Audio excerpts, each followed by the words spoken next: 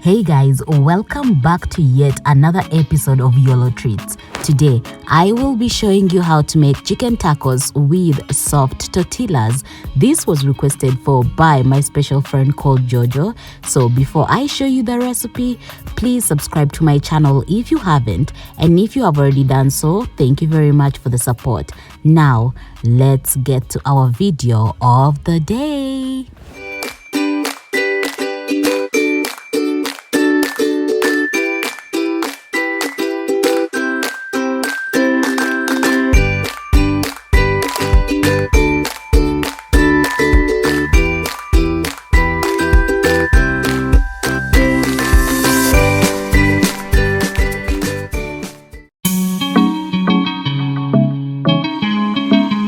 Kaxi on the beat.